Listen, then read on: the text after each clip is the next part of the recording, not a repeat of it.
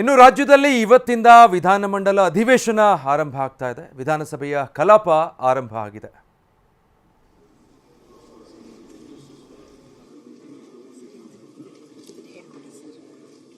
ಈಗ ಸಭಾನಾಯಕರು ಮುಖ್ಯಮಂತ್ರಿಯವರು ನೂತನ ಸಚಿವರನ್ನು ಪರಿಚಯಿಸತಕ್ಕಂಥ ಕಾರ್ಯಕ್ರಮ. ಅಧ್ಯಕ್ಷರೇ,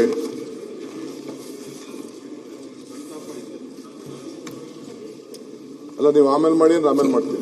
ಸಂತಾಪ ಮಾಡೋದು ಒಳ್ಳೇದು ಫಸ್ಟು. ಅಲ್ಲ ನಂತರ ಈಗ ನಂತರ ಅಲ್ಲಲ್ಲ ಪ್ರತಿ ವಿಧಾನಸಭೆಯಲ್ಲೂ ಮೊದಲು ಯಾವುದೇ ಕಲಾಪ ತಗೊಂಡ್ರೆ ಸಂತಾಪ ಮಾಡುವಂತದ್ದು ಪದ್ಧತಿ. ಹೊಸ ಪದ್ಧತಿಗೆ ಇದು ಅಲ್ಲಲ್ಲ, ಅದಕ್ಕೆ ಅವಕಾಶ ಇದೆಯಲ್ಲ ಆಮೇಲೆ ಇರ್ಲಿ ಬಿಡಿ ಅಧ್ಯಕ್ಷರೇ. ಅಲ್ಲ ಸಂತಾಪ ಆದ್ಮೇಲೆ ಅಧ್ಯಕ್ಷ ಸಭೆ ಅಡ್ಜರ್ನ್ ಈಗ ಹೊಸದಾಗಿ ಅಲ್ಲ ಒಂದೇ ನಿಮಿಷ ಅಧ್ಯಕ್ಷರೇ, ಮಂತ್ರಿಗಳು ಹೊಸದಾಗಿ ಆಗ್ತಾ ಇದ್ದಾರೆ. ಸಂತಾಪದಲ್ಲಿ ಮಂತ್ರಿಗಳು ಹೊಸ ಪರಿಚಯ ಸರಿ ಇರಲ್ಲ, ಅದು ಬೇರೆ. ಅದು ಅವ್ರಿಗೆ ಹಬ್ಬ. ಅದು ಇಲ್ಲಿ ಸಂತಾಪ ಒಂದ್ ಕಡೆ ನೀವು ಮಾಡಿ ಅವ್ರನ್ನ ಪರಿಚಯ ಇದು ಸರಿ ಇರಲ್ಲ ನೋಡಿ ಸರ್. ಅಲ್ಲ ಸಂತಾಪ ಸೋಮವಾರ ಮಾಡಿ ಬೇಕಾದ್ರೆ ಇದಾದ್ಮೇಲೆ ಮಾಡಿ. ಸಂತಾಪ ಫಸ್ಟ್ ತಗೊಳ್ಳಿ ದಯವಿಟ್ಟು. ವಿರೋಧ ಪಕ್ಷ ನಾಯಕರಿಗೆ ಸಂತಾಪ ಸೂಚನೆ ಮಂಡನೆ ಮಾಡಿದ್ರೆ ತದನಂತರ ಆತ್ಮಕ್ಕೆ ಶಾಂತಿಯನ್ನು ಕೋರಿ ಅರ್ಜೆಂಟ್ ಮಾಡ್ತಾರೆ. ಅರ್ಜೆಂಟ್ ಏನಿಲ್ಲಲ್ಲ, ನಾಳೆ ಮಾಡಿ. ನಾಳೆ ಮಾಡಿ, ಏನಂತೆ ಈ ಸಂತಾಪ ಅವೆರಡು ಮಿಕ್ಸ್ ಮಾಡಬೇಡಿ. ಈ ಸಂತಾಪ ಇವೆರಡು ಯಾಕೆ ಮಿಕ್ಸ್ ಮಾಡ್ತೀರಾ? ಮುಖ್ಯಮಂತ್ರಿ ಹೊಸ ಮುಖ್ಯಮಂತ್ರಿ ಆಗಿದ್ದಾರೆ. ಬಿಡಿ ಬಿಡಿ ಆಯ್ತು. ಹೊಸ ಮುಖ್ಯಮಂತ್ರಿ ಆಗಿದ್ದಾರೆ, ಸಂಬಂಧ ಬರೋದೇ ಇಲ್ಲ. ಹೊಸ ಮುಖ್ಯಮಂತ್ರಿ ಅರ್ಥ ಇದೆಯಾ ಅಧ್ಯಕ್ಷ? ನೀವೆಲ್ಲ ಹೋಗ್ಬಿಟ್ಟು ಸಂತಾಪದಲ್ಲಿ ನೀವು ಹೊಸದಾಗಿ ಕಳೆ ಘೋಷಣೆ ಮಾಡೋ ಸಂತಾಪ ನಂತರ ಬರೋದು. ಈಗ ಮುಖ್ಯಮಂತ್ರಿಗಳು ಪರಿಚಯ ಮಾಡ್ತಾರೆ. ಅಧ್ಯಕ್ಷ ಹೌಸ್ ಇನ್ ಫುಲ್ ಫಾರಂ. ಅಲ್ಲಲ್ಲ, we will respect their sentiments. ಆಯ್ತು ಬಿಡಿ ಬಿಡಿ ರಾಯರೆಡ್ಡಿ ಅವರೇ, ಆಯ್ತು. ವಿರೋಧ ಪಕ್ಷದ ನಾಯಕರು ಹೇಳದ್ನ ನಾವು ಕೇಳೋಣ, ನಾಳೆನೇ ಮಾಡೋಣ, ನೋ ಪ್ರಾಬ್ಲಮ್.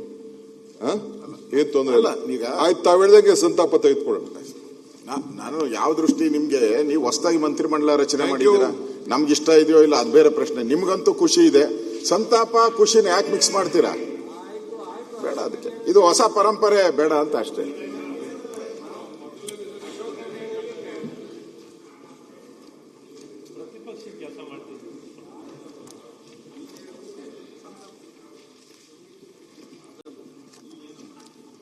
ಸಂತಾಪ ಸೂಚನೆ ತಗೊಳ್ಳೋಣ.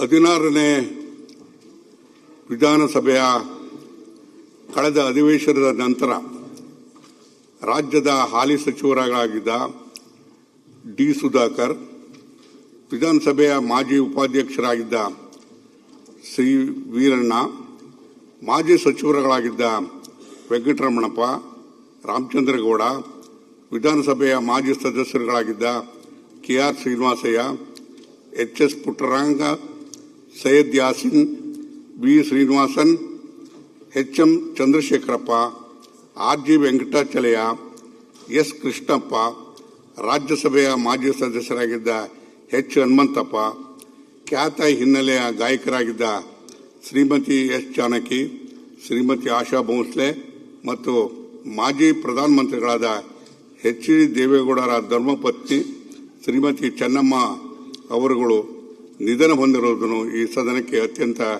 ವಿಷಾದದಿಂದ ತಿಳಿಸ ಬಯಸುತ್ತೇನೆ. ಹಾಲಿ ಸಚಿವರಾಗಿದ್ದ ಡಿ ಸುಧಾಕರ್ ಅವರು 28ನೇ ಮಾರ್ಚ್ 1961 ಚಿತ್ರದುರ್ಗ ಜಿಲ್ಲೆಯ ಚಳ್ಳಕೆರೆ ಗ್ರಾಮದಲ್ಲಿ ಜನಿಸಿದರು. ಬಿಕಾಂ ಪದವೀಧರರಾಗಿದ್ದ ಶ್ರೀಯುತರು ವೃತ್ತಿಯಲ್ಲಿ ಉದ್ಯಮಿಯಾಗಿದ್ದರು.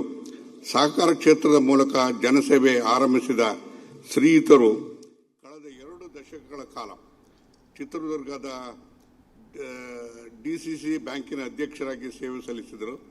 2004ರಲ್ಲಿ ಮೊದಲ ದಿನ ಇವತ್ತು ವಿಧಾನಸಭೆಯ ಕಲಾಪ ಆರಂಭ ಆಯಿತು. ಮೊದಲಿಗೆ ಮುಖ್ಯಮಂತ್ರಿಗಳು ಹೊಸ ಸಚಿವರನ್ನ ಪರಿಚಯಿಸಬೇಕು ಅಂತ ಹೇಳಿ ಹಂಗಾಮಿ ಸ್ಪೀಕರ್ ಟಿ.ಬಿ. ಜಯಚಂದ್ರ ಅವರು ಹೇಳ್ತಾರೆ. ಆದರೆ ಅದಕ್ಕೆ ವಿರೋಧ ಪಕ್ಷದ ನಾಯಕ ಆರ್ ಅಶೋಕ್ ಅವರು ವಿರೋಧ ವ್ಯಕ್ತಪಡಿಸ್ತಾರೆ. ಅಂದರೆ ಇದುವರೆಗೂ ವಾಡಿಕೆ ನಡ್ಕೊಂಡು ಬಂದಿರೋದು, ಮೊದಲು ಸಂತಾಪ ಸೂಚನೆ ಆಗಬೇಕು. ಅಗಲಿದಂತಹ ನಾಯಕರಿಗೆ, ಗಣ್ಯರಿಗೆ ಸಂತಾಪ ಸೂಚಿಸಬೇಕು. ಅದಾದ ಬಳಿಕ ಸಚಿವರನ್ನ ಪರಿಚಯ ಮಾಡಿಕೊಡುವಂಥ ಕಾರ್ಯ ಅದು ನಾಳೆ ಬೇಕಾದರೂ ಆಗ್ಬೋದು, ಇವತ್ತು ಬೇಡ. ಎರಡನ್ನೂ ಒಟ್ಟಿಗೆ ತರೋದು ಬೇಡ. ಈ ರೀತಿಯಾಗಿ ಇದುವರೆಗೂ ನಡ್ಕೊಂಡು ಬಂದಿಲ್ಲ. ನಡವಳಿಯ ಪ್ರಕಾರ ಹೋಗಲಿ, ಎರಡರಲ್ಲಿ ಒಂದನ್ನು ಮಾಡಿ. ಇವತ್ತು ಸಂತಾಪ ಸೂಚನೆ ಆಗಲಿ, ನಾಳೆ ಬೇಕಿದ್ರೆ ನೀವು ಸಚಿವರ ಪರಿಚಯ ಮಾಡಿಕೊಡಿ ಅನ್ನುವಂಥ ಆಕ್ಷೇಪವನ್ನು ಎತ್ತಿದ್ರು. ಇದಕ್ಕೆ ಮುಖ್ಯಮಂತ್ರಿಗಳು ಕೂಡ ಆಗಲಿ ಅಂತ ಹೇಳಿದ್ರು. ಹೀಗಾಗಿ ಸಂತಾಪ ಸೂಚನೆ ಆರಂಭ ಆಗಿದೆ.